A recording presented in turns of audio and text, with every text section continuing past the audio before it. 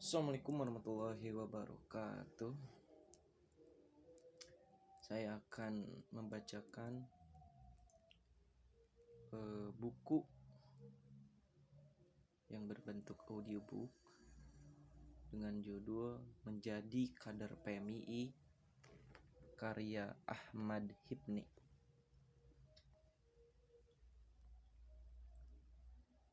Perjalanan PMII dalam dinamika sosiohistoris.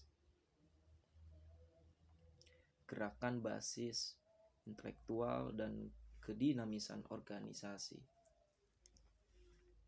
Pengantar. PMII sebagai organisasi mahasiswa yang mayoritas anggotanya merupakan muslim berhaluan Ahlus Sunnah wal Jamaah atau selaras dengan pemahaman keagamaan NU, mengalami perjalanan yang panjang dalam pembentukannya. Lahirnya PMII tidak berjalan dengan mulus. Banyak sekali hambatan dan rintangan yang harus dihadapinya. Keinginan mendirikan organisasi mahasiswa NU dari berbagai mahasiswa NU di Indonesia sangat kuat. Akan tetapi, PBNU tidak cepat-cepat memberikan lampu hijau. Argumentasi dari PBNU adalah belum perlu adanya organisasi mahasiswa NU sebagai wadah dan aspirasi mahasiswa NU di berbagai perguruan tinggi. Karena NU sudah memiliki organisasi bernama IPNU. IPNU dirasa mampu untuk menjadi wadah, bukan hanya untuk pelajar, tetapi juga untuk mahasiswa NU secara umum. Akan tetapi, kemauan keras dan semangat yang tak mudah redup untuk mendirikan organisasi mahasiswa NU terus bergelora. Bahkan, para mahasiswa NU semakin masif mensosialisasikannya ke berbagai kampus di Indonesia. Berkat kegigihan dan semangat yang kuat dari mahasiswa NU, ini kemudian PBNU tidak bisa tidak memberikan lampu hijau untuk mendirikan organisasi mahasiswa NU. Organisasi inilah yang kemudian memiliki nama PMII, Pergerakan Mahasiswa Islam Indonesia. Mari kita lihat secara komprehensif sebagaimana latar sosiohistoris perjalanan PMII. Sosiohistoris kelahiran PMII. Pergerakan Mahasiswa Islam Indonesia lahir dari rahim Departemen Perguruan Tinggi Ikatan Pelajar Nahdlatul Ulama pada tanggal 21 Syawal 1379 Hijriah atau 17 April 1960 Masehi. Adapun IPNU adalah organisasi pelajar yang berada di bawah naungan Nahdlatul Ulama. Dari genealogi kelahiran PMII, ini saya menyebut PMII sebagai cucu dari NU, karena cikal bakal lahirnya PMII adalah dari IPNU itu sendiri, yang mana IPNU merupakan anak kandung atau organisasi yang lahir dari rahim NU. Ide lahirnya PMII ini berawal dari keinginan dan hasrat yang kuat di kalangan mahasiswa NU untuk mendirikan organisasi menjadi wadah dan aktivitas mahasiswa NU di perguruan tinggi, Islam maupun umum.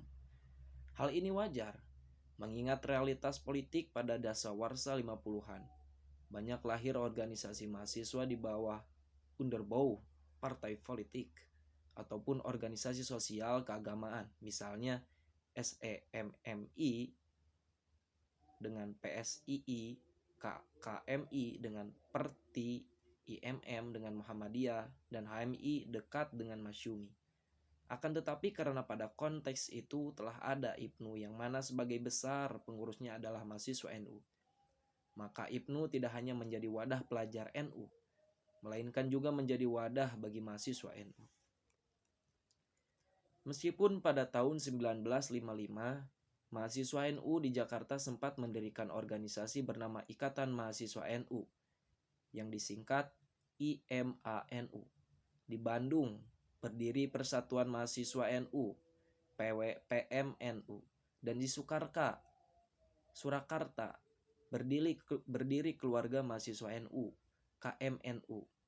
Namun organisasi ini tak berdiri lama. karena PBNU tidak cepat-cepat memberikan restu.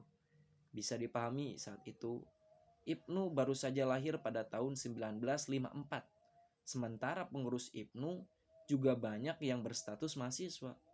Bisa dibayangkan, jika mendirikan organisasi mahasiswa NU, baru akan susah untuk mengelola dan mengurus kedua organisasi yang berada di bawah naungan NU. Maka dari ini, kekhawatiran Ibnu tidak ada yang mengurusi. Semangat untuk mendirikan organisasi yang menjadi wadah mahasiswa NU terus berlanjut di Muktamar kedua Ibnu pada tahun 1957 di Pekalongan. Namun, lagi-lagi tidak mendapatkan respon yang serius dengan dalih bahwa Ibnu yang pada saat itu masih baru berbentuk memerlukan pembenahan dan konsolidasi yang matang. Dalam perjalanannya, berkat kegigihan dan perjuangan mahasiswa NU ini memperoleh solusi pada Muktamar ketiga Ibnu pada tanggal 27 sampai 31 Desember 1958 di Cirebon dengan membentuk Departemen Perguruan Tinggi. Departemen Perguruan Tinggi Ibnu ini yang akhirnya menjadi wadah dan aspirasi mahasiswa NU. Sayangnya, Departemen Perguruan Tinggi Ibnu ternyata tidak bisa meredam keinginan mahasiswa NU untuk memisahkan diri, karena Ibnu tidak bisa menampung aspirasi mahasiswa. Hal ini karena beberapa alasan. Pertama, kondisi objektif menunjukkan bahwa keinginan, dinamika dan gerakan mahasiswa berbeda dengan keinginan para pelajar. Poin kedua, alasan yang kedua, dengan hanya membentuk departemen dalam Ibnu, mahasiswa NU tidak bisa masuk sebagai anggota Persatuan Perhimpunan Mahasiswa Islam Mahasiswa Indonesia (PPMI). Sebab PPMI hanya bisa menampung ormas mahasiswa. Alasan yang ketiga yaitu kondisi sosial politik. Bangsa Indonesia mendesak agar NU mempunyai organisasi mahasiswa sebagai wadah pengkaderan intelektual maupun kepemimpinan NU. Hal ini tak lain karena NU pada konteks itu adalah sebagai pemenang ketiga dalam pemilu 1955. Pada saat sama, satu-satunya wadah mahasiswa Islam hanyalah Himpunan Mahasiswa Islam yang disingkat HMI. HMI sendiri terlalu dekat dengan Masyumi yang secara politik sudah berseberangan dengan NU. Ditambah lagi Masyumi yang bermasalah dan terlibat dalam pemberontakan PRRI. Perjuangan mahasiswa NU untuk mendirikan organisasi mahasiswa di bawah naungan NU mencapai puncaknya ketika Ibnu mengadakan konferensi besar Konbes pada tanggal 14 sampai 17 Maret 1960 di Kaliurang, Yogyakarta. Di antaranya ada Ismail Maki sebagai Ketua Departemen Perguruan Tinggi Ibnu dan Moh Hartono BA, mantan wakil pemimpin usaha harian Pelita, Jakarta, menjadi wakil mahasiswa yang berbicara di depan peserta Konbes, yang kemudian mereka bertegas keinginan mahasiswa untuk mendirikan organisasi yang mewadahi aspirasi mahasiswa NU. Kesimpulan dari Konbes tersebut menghasilkan keputusan perlunya mendirikan suatu organisasi mahasiswa NU. Langkah selanjutnya adalah membentuk panitia sponsor pendiri organisasi yang beranggota 13 orang. Tugas dari tim 13 orang ini adalah melakukan musyawarah mahasiswa NU se-Indonesia yang akan bertempat di Surabaya dengan limit atau 1 bulan setelah keputusan Kaliurang. Ke-13 orang tim tersebut adalah Khalid Mawardi, dia tinggal di Jakarta. Adapun Said Budairi, dia juga orang Jakarta. Muhammad Sobik Ubaid tinggal di Jakarta. Muhammad Makmun Syukri BA, dia bertempatan di Bandung. Hilman yaitu di Bandung. Haji Ismail Maki Yogyakarta. Munsib Nahrawi Yogyakarta. Nuril Huda Suwaidi HA Surakarta. Laili Mansur Surakarta. Abdul Wahab Jailani Semarang. Hizbullah Huda Surabaya. M Khalid Narbuko Malang dan Ahmad Hussein Makassar. Sebelum musyawarah dilaksanakan, Tim panitia yang diwakili oleh 3 orang, yakni Hizbullah Huda, M. Said Budairi, dan Makmun Sukri, BA, menghadap kepada Ketua Umum PBNU, Kiai Haji Dr. Andes Idham Khalid, untuk meminta doa restu dan persetujuan ikhwal pembentukan organisasi mahasiswa NU tersebut.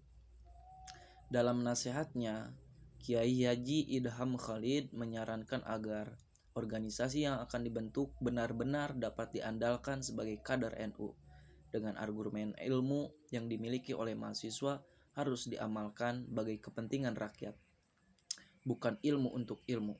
Setelah memberi nasihat, Ketua Umum PBNU merestui dilaksanakannya musyawarah mahasiswa tersebut. Selanjutnya, pada tanggal 14 sampai 16 April 1960 diselenggarakan musyawarah mahasiswa NU se-Indonesia bertempat di Sekolah Muallimat NU Wonokromo, Surabaya, untuk membahas tentang peresmian organisasi sesuai keputusan Konbes IPNU di Kaliurang. Sebulan sebelumnya dalam musyawarah tersebut sempat muncul perdebatan tentang nama organisasi yang akan dibentuk. Dari proses perdebatan itu muncul beberapa nama yang diusulkan oleh peserta musyawarah, antara lain ada yang mengusulkan Ikatan Mahasiswa Nahdlatul Ulama yang disingkat IMANU, diusulkan oleh delegasi dari Jakarta. Yang kedua, ada juga usulan dari Yogyakarta, yaitu Persatuan atau Perhimpunan Mahasiswa Ahlus Sunnah wal Jamaah atau Perhimpunan Mahasiswa Sunni, yang diusulkan oleh delegasi dari Yogyakarta. Adapun yang usulan ketiga yaitu Pergerakan Mahasiswa Islam Indonesia yang disingkat PMII, yang diusulkan oleh delegasi Bandung, Surabaya, dan Surakarta. Dari ketiga usulan tersebut akhirnya disetujui oleh nama PMII. Dalam hal ini, peserta sebenarnya menyadari bahwa organisasi ini adalah organisasi kader partai NU. Akan tetapi, semua menghendaki agar nama NU tidak dicantumkan. Hanya saja mereka sepakat agar organisasi ini tidak terlepas dari makna filosofis Pergerakan Mahasiswa Islam Indonesia dengan rumusan pemikiran sebagai berikut.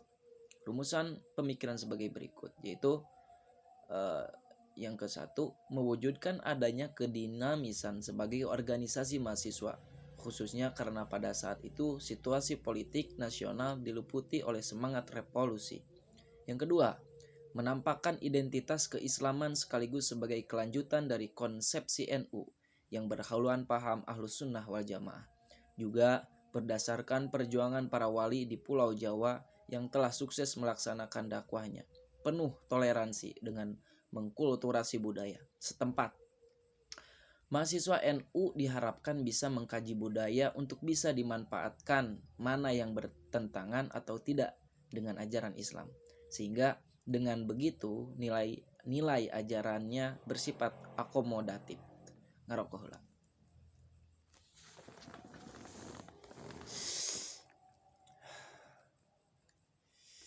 Yang ketiga, ada juga memanifestasikan nasionalisme sebagai semangat kebangsaan. Oleh karena itu, nama Indonesia harus tetap tercantum. Dari hasil keputusan perihal penamaan PMI ini, setidaknya ada 4 hal yang menarik untuk dibahas. Perihal pertama, istilah pergerakan.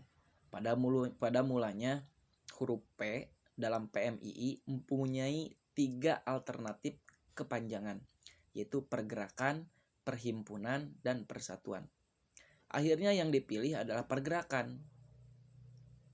Dengan argumentasi sifat mahasiswa yang selalu dinamis dan aktif, perubahan mempunyai sifat pergerakan secara aktif. Yang kedua, mahasiswa PMII mengartikan mahasiswa. Yang kedua, mahasiswa. PMI mengartikan mahasiswa sebagai generasi muda yang menuntut ilmu di perguruan tinggi yang mempunyai identitas diri. Identitas diri mahasiswa terbangun oleh citra diri sebagai insan religius, insan dinamis, insan sosial, dan insan mandiri. Dari identitas mahasiswa tersebut terdapat tanggung jawab keagamaan, intelektual sosial masyarakatan, dan tanggung jawab individual sebagai hamba Tuhan maupun kader, bangsa, dan negara. Mahasiswa diangankan memuat kandungan nilai-nilai intelektualitas, idealitas, komitmen, dan konsisten. Perihal ketiga yaitu Islam. Tadi kan P pergerakan, M mahasiswa, yang ketiga I yaitu Islam. Islam yang dipahami PMII merupakan Islam ala Ahlus Sunnah wal Jamaah sebagai corak basis keagamaan yang ditempuh selama menimba ilmu-ilmu agama di pesantren. Di samping itu, corak keberislaman ini selaras dengan apa yang dipegang teguh oleh Nahdlatul Ulama dalam setiap pemikiran dan sikapnya. Sebuah pemahaman Islam yang mengkulturasi budaya masyarakat setempat dengan ajaran-ajaran keislaman. Perihal keempat yaitu nasionalisme dan nama Indonesia. Penegasan istilah nasionalisme dan nama Indonesia sebagai terdapat dalam prinsip pemikiran poin ketiga menunjukkan bahwa sejak awal kelahiran PMII sudah memberi komitmen yang kuat bagi rasa nasionalisme dan kebangsaan Indonesia. Penegasan istilah nasionalisme dan Indonesia ini juga sebagai sikap terhadap organisasi mahasiswa Islam yang lebih dulu ada, yakni HMI yang tidak menegaskan nama Indonesia di dalamnya. Oh, berarti HMI itu singkatannya Himpunan Mahasiswa Islam. Jadi tidak ada nasionalis gitu. Jadi tidak ada Indonesia. Kan kalau PMI itu PMII, Pergerakan Mahasiswa Islam Indonesia Samping Islam, dia itu nasionalis. Nah, selanjutnya Musyawarah Mahasiswa NU itu juga memutuskan 3 orang formatur yang diberi tugas menyusun kepengurusan. Antara lain adalah Mahbub Junaidi sebagai ketua umum, A. Khalid Mawardi sebagai ketua 1, dan M. Said Budairi sebagai sekretaris umum. Di samping itu, Forum berhasil menetapkan peraturan dasar PMII yang berlaku mulai 17 April 1960. Selanjutnya tanggal inilah yang dinyatakan sebagai hari lahirnya PMI secara resmi. Dari sini sudah jelas bahwa ide dasar pendirian PMI murni berawal dari inisiatif pemuda NU. Pilihan untuk bernaung di bawah panji NU bukanlah sekedar pertimbangan praktis, bukan pula karena kondisi saat itu dependen atau menjadi organisasi underbow merupakan kemutlakan, tetapi jauh dari itu. Keterikatan PMII dan NU telah terbentuk dan sengaja dibangun atas dasar kesamaan nilai, kultur, akidah, pola pikir, bertindak, berperilaku, dan cita-cita yang sama. Meskipun pada selanjutnya, PMI harus memilih independen sebagai sebuah prinsip kedewasaan dan kedinamisan organisasi. Akan tetapi, tidak serta-merta bisa dipisahkan dengan NU. Hal ini karena kesamaan visi dan cita-cita yang sebagaimana tadi disebut. Adapun perihal independensi PMII ini akan dijelaskan pada pembahasan selanjutnya. Dan selanjutnya yaitu berpengaruh di usia muda. Pengaruh di usia muda PMII. Organisasi mahasiswa yang baru terbentuk ini mulai menunjukkan gerakan-gerakan politik maupun sosial yang sangat cepat dan berpengaruh. Dalam usianya yang tergolong muda, PMI telah aktif terlibat dalam dunia kemahasiswaan dan kemudaan, baik di kancah nasional maupun internasional. Hal ini bisa dibuktikan dengan masifnya gerakan-gerakan PMI, seperti Said Budairi selaku Sekretaris Umum PMI pada bulan September tahun 1960 mewakili PMII dalam konferensi pembentukan panitia internasional Forum Pemuda Sedunia di Moskow, Constituante Meeting for the Youth Forum. Sepulang dari Moskow, ia singgah di Mesir untuk konsolidasi dengan mahasiswa NU yang berada di luar negeri. Begitu juga dengan Khalid Mawardi selaku Ketua 1 PBPMII yang pada bulan Juni tahun 1961 berangkat ke Moskow menghadiri Forum Pemuda Sedunia. Hal ini membuktikan bahwa PMI bukanlah organisasi sempelan dari organisasi mahasiswa yang terlebih dahulu ada gitu kan, tetapi merupakan proses lanjut dari gerakan mahasiswa Nahdliyin yang mana sebelumnya tergabung dalam Departemen Perguruan Tinggi IPNU. Tidak hanya itu, gerakan PMI pada sekitar tahun 1966 sangat berpengaruh. Gerakan ini dimainkan oleh PMII yang memimpin gerakan-gerakan mahasiswa Indonesia. Ketika itu Jamroni sebagai ketua PBPMII dipercaya memimpin Kesatuan Aksi Mahasiswa Indonesia yang disingkat KAMI melalui pertemuan yang diprakrasai oleh Menteri Perguruan Tinggi dan Ilmu Pengetahuan Syarif Thajem. Organisasi yang tergabung dalam KAMI adalah PMII, PMKRI, GMNI, dan Mampankas. Jamroni sebagai kader PMII sangat lincah dan sigap memimpin KAMI, terutama dalam memimpin demonstrasi mahasiswa. Pengorbanan Jamroni sampai pada konsekuensi nyata bahwa sebagai pemimpin gerakan mahasiswa harus merelakan jemari tangannya terpotong hingga tersisa 2 buah. Jadi Jamroni itu ketika demonstrasi kehilangan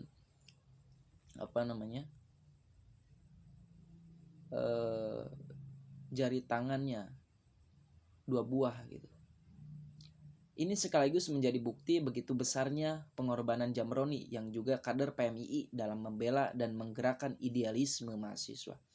Tak hanya itu, inspirasi kami terhadap gerakan mahasiswa mampu memberi motivasi pada komunitas gerakan mahasiswa baru sebagai lambang perlawanan terhadap kebijakan pemerintah.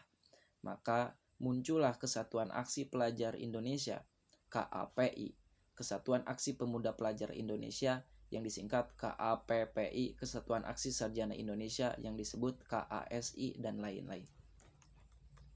Gerakan ini menjadi kebanggaan dan ras solidaritas yang tinggi dari kalangan organisasi mahasiswa lain.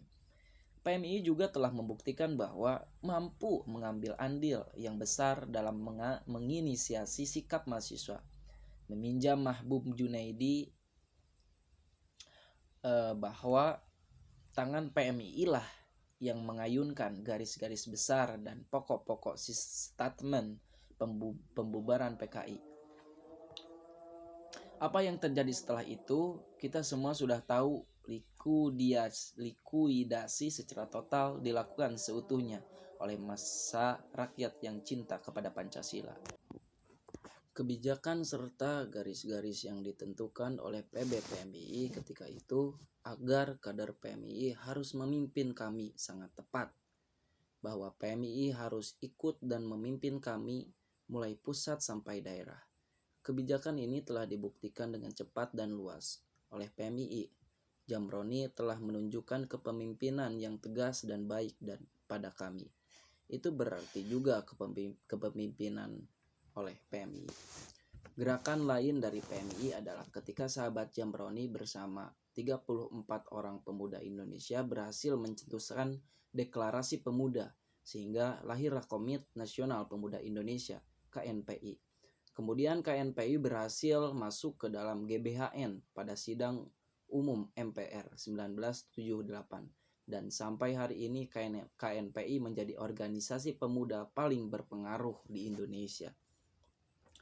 Begitu juga pada tahun 1974, PMI bergabung ke dalam kelompok Cipayung, kelompok yang berkomitmen untuk terus mempertahankan idealisme sebagai organisasi mahasiswa.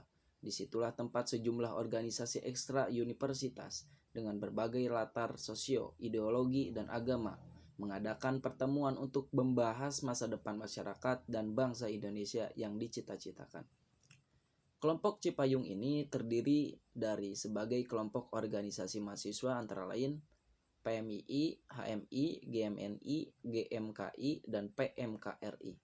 Kehadiran kelompok Cipayung ini sangat berharga bagi kalangan aktivis mahasiswa karena pada saat itu gerakan mahasiswa terus dibatasi ruang geraknya oleh kebijakan pemerintah yang otoriter.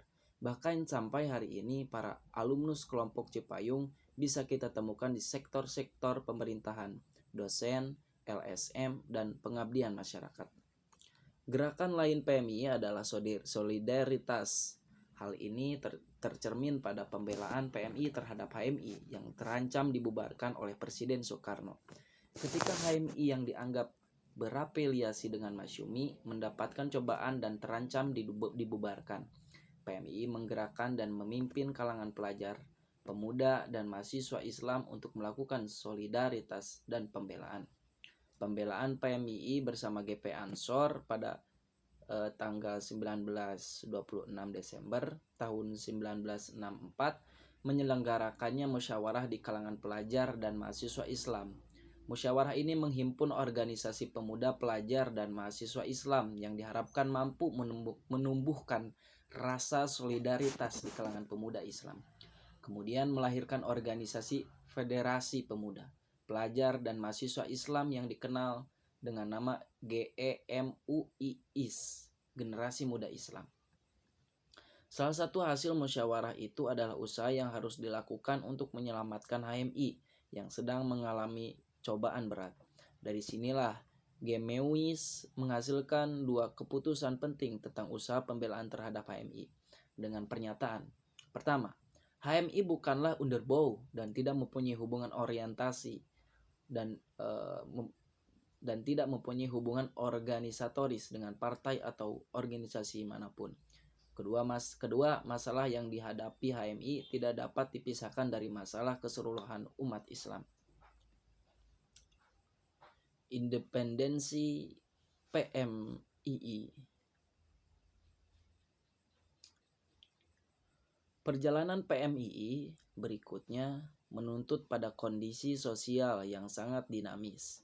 Kepekaan dan kepandaian membaca konteks sosial politik Orde Baru membuat PMII sibuk untuk merumuskan langkah-langkah yang tepat dalam membangun gerakannya. PMII sangat peka pasca jatuhnya rezim Orde Lama dan naiknya Soeharto sebagai Presiden RI sekaligus penguasa Orde Baru, membawa kepada perubahan politik dan pemerintahan yang sangat signifikan. Pemerintahan Orde Baru berhasrat untuk mengurangi kekuatan partai-partai yang berbau ideologi dengan cara mendirikan partai tersendiri sebagai kekuatan penopang bagi kekuasaannya, yakni golongan karya yang disingkat Golkar. Rezim Orde Baru juga melakukan penyederhanaan partai. Penyederhanaan dilakukan dengan cara pengelompokan dari 10 kontestan pemilu menjadi 3 kelompok. Kelompok pertama adalah kelompok nasionalis yang diwakili oleh Partai Demokrasi Indonesia yang disingkat PDI, yang merupakan gabungan dari PKI, PNI, Murba, Perkindo, dan Partai Katolik. Kelompok kedua adalah kelompok keagamaan yang diwakili oleh Partai Persatuan Pembangunan yang disingkat P3, yang merupakan gabungan dari NU, Parmusi, PSI, dan Perti. Dan kelompok ketiga adalah kelompok karya yang diwakili oleh Partai Golkar. Dari ketiga partai tersebut, Golkar identik dengan partai penguasa. Lewat Golkarlah upaya politik Soeharto mempertahankan kekuasaannya. Sementara partai-partai lain hanyalah figuran demokrasi yang juga dikendalikan oleh Soeharto. Kebijakan pemerintah Orde Baru tersebut membuat sebuah kekuasaan yang tidak bisa dijamah, apalagi dikritisi oleh masyarakat. Bentuk hegemoni pemerintah ini mengakibatkan masyarakat umum dan mahasiswa memiliki ruang gerak yang sempit untuk mengontrol dan mengawasi pemerintah. Keadaan ini tidak membuat sikap kritis warga PMII berkurang. Terhadap hal ini, PMII mensosialisasikan kepada masyarakat umum dan mahasiswa beberapa pemikiran sebagai berikut.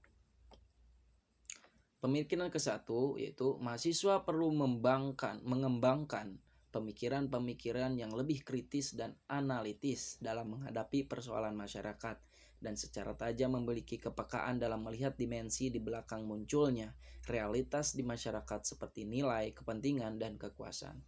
Pemikiran kedua yaitu mahasiswa perlu meningkatkan kepekaan dan kepedulian sosialnya, yakni kesadaran tentang siapakah yang diuntungkan dan dirugikan oleh kebijakan Orde Baru. Pemikiran ketiga yaitu kekecewaan yang dialami oleh para aktivis yang mana dulu menimbulkan pemikiran ketiga yaitu kekecewaan yang dialami oleh para aktivis yang mana dulu memimpikan hasil yang sukses dan konkret di dalam memperjuangkan Tritura. Tapi kenyataannya hasil perjuangan itu semakin lama semakin menipis di bawah kekuasaan Orde Baru. Keadaan tersebut mengharuskan PMII untuk peka dan pandai membaca realitas politik yang mengerdilkan setiap komponen masyarakat, termasuk partai politik selain Golkar. Dari hasil pembacaan itu, PMI berpandangan bahwa jika tetap bernaung di bawah NU yang masih berada dalam wilayah politik praktis, maka PMI akan mengalami kesulitan untuk berkembang sebagai organisasi mahasiswa. Jadi ketika PMI masih ada keterkaitan dengan NU, karena memang NU itu adalah partai politik pada saat itu, PMI akan mengalami kesulitan untuk berkembang sebagai organisasi mahasiswa. Yaitu. Atas dasar pertimbangan ini, diadakanlah musyawarah besar pada 14 Juli 1972 di Munarjati, Malang. Dari Mubes tersebut, PMI memutuskan untuk independen yang tertuang dalam deklarasi Munarjati. Independensi berarti sikap kemandirian, mandiri dalam gerak pemikiran maupun dalam gerak operasional organisasi. Dengan independensi ini berarti PMI sudah tidak terikat pada sikap dan tindakan siapapun dan hanya komitmen dengan perjuangan organisasi serta cita-cita perjuangan nasional yang berlandaskan Pancasila. Berikut ini deklarasi Munarjati. Nah, di sini ada deklarasi Munarjati ya. Saya akan bacakan. Bismillahirrahmanirrahim. Kamu sekalian adalah sebaik-baik umat yang dititipkan kepada manusia untuk memerintahkan kebaikan dan mencegah perbuatan yang mungkar. Pergerakan mahasiswa Islam Indonesia insaf dan yakin, serta bertanggung jawab terhadap masa depan kehidupan bangsa yang sejahtera, sekaligus penerus perjuangan dalam rangka mengisi kemerdekaan Indonesia.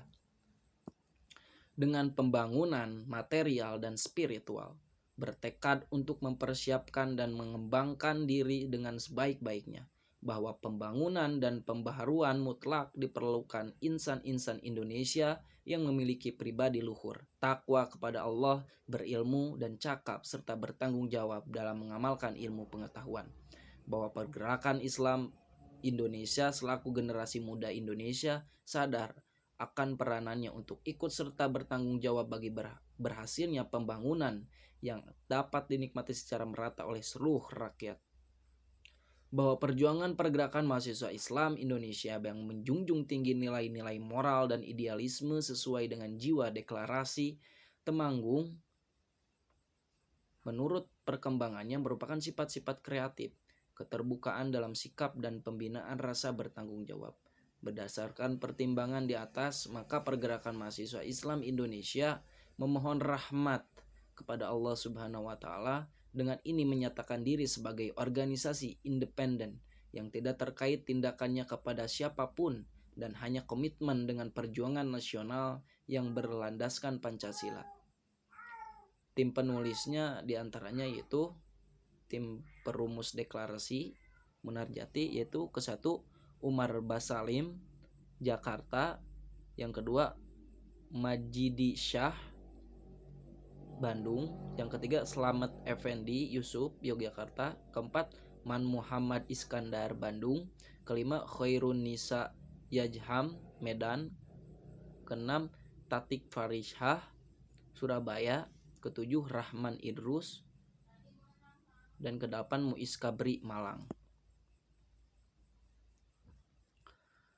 Banyak asumsi-asumsi dari berbagai kalangan ihwal independensi PMI ini dimulai dari aspek politis, idealis, dan filosofis. Intinya ada 3 poin asumsi perihal motivasi PMI mengambil sikap independen yang bisa dirumuskan ke dalam beberapa argumentasi berikut. Pertama adalah kedewasaan. Melihat realita politik saat itu, PMI dituntut untuk dewasa, mempertahankan idealisme dan moral mahasiswa agar tidak terjebak pada kepentingan politik praktis. Jika tetap bernaung di bawah NU yang masih berada dalam wilayah politik praktis, maka PMI akan mengalami kesulitan untuk berkembang sebagai organisasi mahasiswa.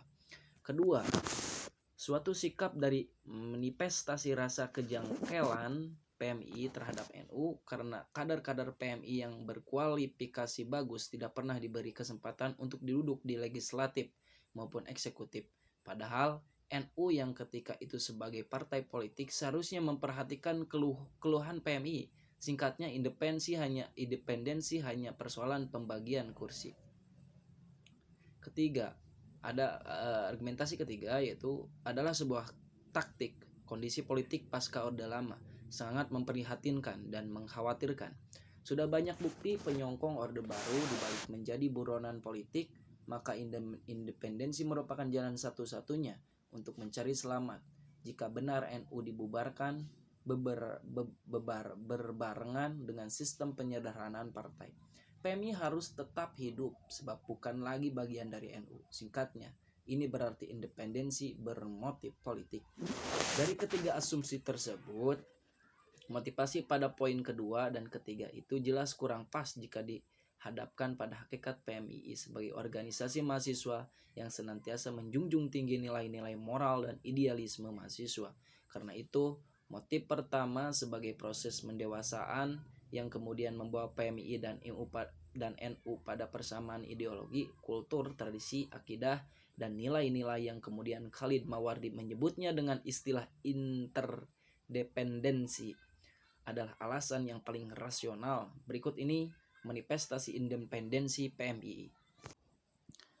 Manifest Independen PMII. Saya akan membacakannya. Bismillahirrahmanirrahim. Pergerakan mahasiswa Islam Indonesia insaf dan yakin serta bertanggung jawab terhadap masa depan kehidupan bangsa yang sejahtera. Selaku penerus perjuangan dalam rangka mengisi kemerdekaan Indonesia dengan pembangunan material dan spiritual, bertekad untuk mempersiapkan dan mengembangkan diri dengan sebaik-baiknya, bahwa pembangunan dan pembaharuan mutlak diperlukan insan-insan Indonesia yang memiliki pribadi luhur, takwa kepada Allah, berilmu dan cakap, serta bertanggung jawab mengamalkan ilmu pengetahuan. Bahwa pergerakan mahasiswa Islam Indonesia selaku generasi muda Indonesia sadar akan peranannya untuk ikut serta bertanggung jawab bagi berhasilnya pembangunan yang dapat dinikmati secara merata oleh seluruh rakyat. Bahwa pada dasarnya pengisian kemerdekaan adalah didukung oleh kemampuan intelektual manusiawi dengan sosialisasi ilmu sikap kultural guna mengangkat martabat dan derajat bangsa.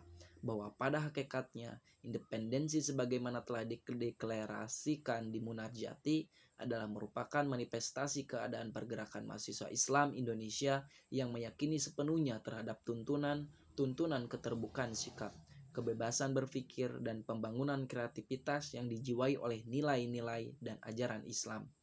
Bahwa independensi pergerakan mahasiswa Islam Indonesia dimaksudkan dalam mendinamiskan dan mengembangkan potensi kultural yang bersumber dari nilai-nilai ajaran Islam untuk terbentuknya pribadi luhur dan bertakwa kepada Allah, berilmu dan cakap serta bertanggung jawab dalam perjuangan nasional berdasarkan Pancasila. Bahwa dengan independensi pergerakan mahasiswa Islam Indonesia tersedia adanya kemungkinan-kemungkinan alternatif yang lebih lengkap lagi bagi cita-cita perjuangan organisasi yang berlandaskan Islam dan berhaluan Ahlus Sunnah wal Jamaah. Ya, itu sebagai manifest independen PMII. Keputusan independen PMII ini tidak berjalan mulus tanpa hambatan, terutama dari kalangan kader NU sendiri. Respon para kiai dan tokoh NU bermacam-macam dengan berbagai argumentasi masing-masing. Ada yang pro dan ada juga yang kontra. Yang pro misalkan seperti Said Budairi yang beranggapan bahwa independensi PMII harus dimaklumi, sebab dengan keadaan politik saat itu PMII ingin tetap eksis dan berkiprah di dunia kepemudaan dan kemahasiswaan. karena lepas dari organisasi induknya yang kontra misalnya. Khalid Mawardi melihat NU dalam perspektif sebagai kekuatan politik. Dengan memisahnya PMI dari NU berarti pengkaderan dalam tubuh NU akan terputus. Padahal NU membutuhkan kader-kader politik di masa depan. Reaksi lain juga muncul dari para kiai bahwa dengan memisahnya PMI dan NU, maka NU tidak lagi bisa mengontrol PMI, sehingga nantinya dikhawatirkan di PMI akan berkumpul antara putra dan putri. Padahal tradisi pesantren selalu memisahkan antara putra dan putri. Oh, jadi gitu permasalahannya. Jadi para kiai itu mengkhawatirkan gitu, sehingga PMI itu tidak terkontrol. Dan juga mungkin kalau tidak dikontrol, ini dikhawatirkan di PMI ini akan berkumpul antara putra dan putri gitu. Padahal tradisi pesantren itu sendiri memisahkan antara putra dan putri. Nah, selanjutnya interdependensi PMI dan NU. Kurang lebih 12 tahun lamanya PMI menjadi underbow NU, berkhidmat dalam politik praktis hingga sampai pada akhirnya menyatakan independen. Akan tetapi antara PMI dan NU memiliki persamaan-persamaan dalam paham keagamaan dan perjuangan, visi sosial dan kemasyarakatan, serta ikatan historis. Di samping itu antara PMI dan NU juga memiliki keterkaitan atas dasar kesamaan nilai, cita-cita, kultur, tradisi, ideologi, maupun akidah. Poinnya bahwa sikap PMI untuk independen ternyata tidak sepenuhnya memisahkan ormas mahasiswa ini dengan Nahdlatul Ulama. Independensi ditafsirkan sebagai interdependensi sebagai istilah yang ditawarkan Khalid Mawardi. Interdependensi PMI dan NU merupakan suatu sikap yang tidak saling mengintervensi secara struktural dan kelembagaan, tetapi memiliki visi dan tujuan yang sama. Suatu sikap ini menjadi unik bagi PMI karena bisa jadi merupakan satu-satunya ormas mahasiswa yang mempunyai istilah interdependensi. Oleh karena itu, untuk melahirkan keraguan dan saling curiga, maka hubungan itu harus dijalani kembali, bukan hubungan hierarki struktural, melainkan hubungan kesamaan tujuan dan cita-cita dengan mengedepankan kedaulatan organisasi penuh. Deklarasi Independensi PMI NU kemudian dicetuskan dalam Kongres kelima PMI pada tanggal 27 Oktober 1991 di Asrama Haji Pondok Gede, Jakarta. Berikut ini deklarasi Independensi PMI NU. Saya akan membacakan terkait deklarasi independensi PMI NU. Bismillahirrahmanirrahim. Bismillahirrahmanirrahim. Ke-1, sejarah telah membuktikan bahwa PMI adalah dilahirkan dari pergumulan mahasiswa yang bernaung di bawah kebesaran NU.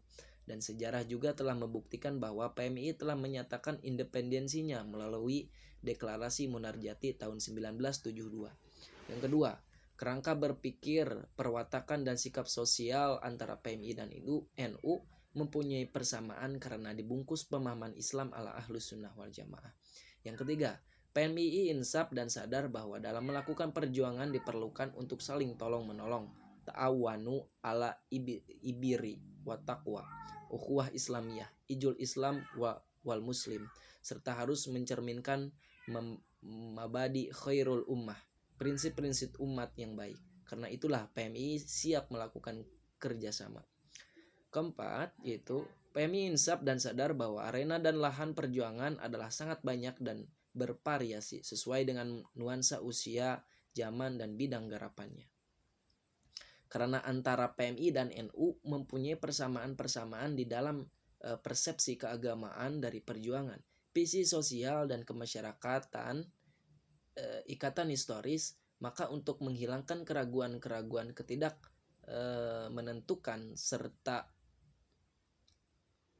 rasa saling curiga dan sebaliknya untuk menjalin kerjasama program secara kualitatif dan fungsional, baik secara program nyata maupun penyiapan sumber daya manusia, Pergerakan Mahasiswa Islam Indonesia menyatakan siap untuk meningkatkan kualitas hubungan dengan NU atas dasar prinsip kedaulatan organisasi penuh, interdependensi, dan tidak ada intervensi secara struktural kelembagaan, serta prinsip mengembangkan masa depan Islam Ahlus Sunnah wal Jamaah di Indonesia.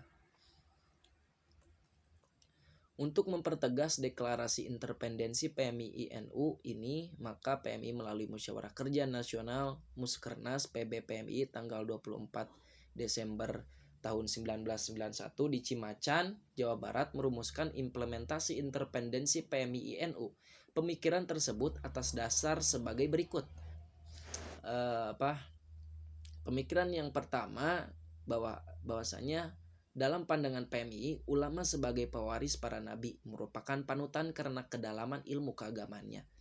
Independensi ditempatkan pada konteks keteladanan ulama dalam kehidupan keagamaan dan kehidupan masyarakat berbangsa dan bernegara. Pemikiran kedua yaitu adanya ikatan historis yang mempertemukan PMI dan NU. Fakta sejarah menyatakan bahwa cikal bakal kelahiran PMI dan perkembangannya tidak lepas dari peran NU. Demikian juga latar belakang sebagai besar warga PMI merupakan warga NU, sehingga mempengaruhi cara fikir dan bertindak warga PMI. Adapun pilihan independen PMI tidak dipahami sebagai upaya mengurangi apalagi menghapus makna kesejarahan PMI NU. Ketiga, adanya persamaan paham keagamaan antara PMI dan NU. Keduanya sama-sama mengembangkan suatu paham wawasan keislaman Ahlus Sunnah wal Jamaah. Implementasi paham aswaja tersebut tampak juga antar keduanya pada persamaan sikap sosial yang mengedepankan prinsip-prinsip tawasud, iktidal, tasamuh, dan tawazun. Demikian juga pola pikir dan sikap selektif, akomodatif, integratif sesuai prinsip al-muhafazatu ala qadimi salih wal ahdu bil jadid al-aslah.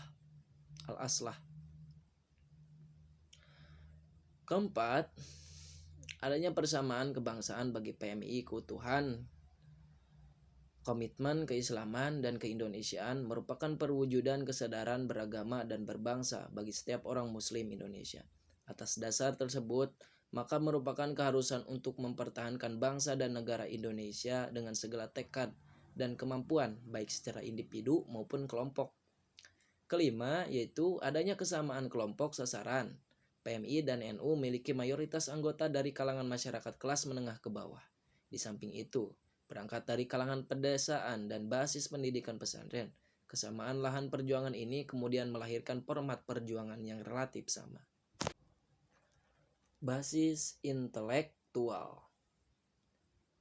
PMI sebagai ormas mahasiswa yang berbasis kultural pesantren ternyata tidak hanya mengembangkan pemikirannya pada basis keagamaan semata.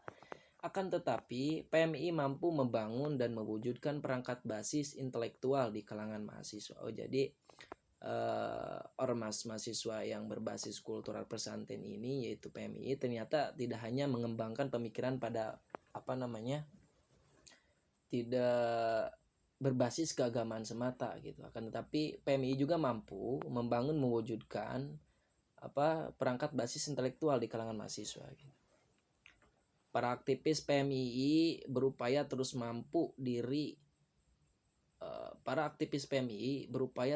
menempa diri dan mengasah kepekaan intelektualitasnya gitu. Selanjutnya, PMI mencurahkan perhatiannya pada diskursus penting sekitar liberasi, toleransi, demokrasi, pluralisme, civil society, dan membongkar terhadap ideologi dan doktrin teologi yang membuat masyarakat bisu untuk meminta hak hidup dan berpikir. Maka tak heran jika dalam kajian-kajian ilmiah PMI seringkali ditemukan term-term perihal pemikiran wacana open society-nya, Karl Popper misalnya, sosialismenya Karl Marx misalnya, masyarakat komunikatifnya Habermas dan sebagainya gitu. Tokoh-tokoh ini sering dijadikan sebagai acuan diskusi di forum-forum PMI. Di bidang keislaman, PMI sangat gelisah dengan kelompok Islam yang memaksakan panji dan simbol keislaman pada wilayah kebangsaan dan kekuasaan negara. Mereka kalangan Islamis yang menjadikan Jamaluddin Al-Afghani, Muhammad Abdul Rashid Ridho, Yusuf Al-Qaradawi sebagai landasan utama keagamaan diimbangi dengan pemikiran-pemikiran liberalis penuh pembebasan. Muhammad Al-Qon, Al-Jabiri, Muhammad Toha dan Samir Amin. Dengan landasan intelektual itu, maka tak heran jika pada tahun 1990-an PMI mampu melahirkan lembaga kajian Islam dan intelektual. Pada awalnya, kelompok ini secara intensif menjadikan dirinya sebagai tempat menempa diri dan mengasah kepekaan sosial dan intelektual. Dalam perkembangan selanjutnya, LKIS mampu menjadi arus utama gerakan intelektual generasi muda NU, melalui program-program kajian, penelitian, penerbitan, serta pendidikan. Dari semua proses intelektualitas PMI itu, maka dapat dijelaskan itulah mengapa mereka banyak berkiprah di dunia pendidikan, pesantren, universitas, LSM, pers, penerbitan, advokasi, gerakan sosial, dan keagamaan. PMI membuktikan bahwa ia adalah sentral dan simpul jaringan intelektual di internal kalangan intelektual muda Islam Indonesia. Fakta ini menunjukkan bahwa PMI sangat sadar bahwa setiap gerakan organisasi harus dilandasi dengan modal intelektual yang kemudian akan melahirkan pengembangan dan pengabdian masyarakat yang konkret. Kesimpulan, perjalanan salah satu organisasi mahasiswa terbesar di Indonesia bernama PMII telah mencapai pada konsekuensi logis, yakni kedinamisan. Untuk menjawab kedinamisan ruang gerak dan pemikirannya, PMI harus melihat sejarah perjalanannya. Tanpa melihat realitas ruang gerak PMI di masa lalu, rasanya sangat sulit untuk membangun sebuah cara pandang yang baru untuk menjawab tantangan zaman. Maka oleh karena itu, menjadi tantangan bagi kader-kader PMII di masa sekarang untuk membaca dan mengolah gerakan baru yang relevan dengan konteks sosial masyarakat yang berkembang. Dengan begitu, PMI akan tetap mampu untuk menempa diri dengan pemikiran-pemikiran dan gerakan yang lebih mempunyai etos transformatif dan profesionalisme dalam berbagai sektor gitu kan, serta mematangkan dirinya lewat gerakan-gerakan LSM, media, politik, pendidikan, dan sektor-sektor lainnya bersama kelompok-kelompok mahasiswa yang lain. Nah, jadi seperti itu sahabat-sahabat, audiobook kali ini yang saya bacakan tadi semoga bermanfaat untuk sahabat-sahabat kader PMI dimanapun. Saya ucapkan terima kasih, semoga bermanfaat. Assalamualaikum warahmatullahi wabarakatuh.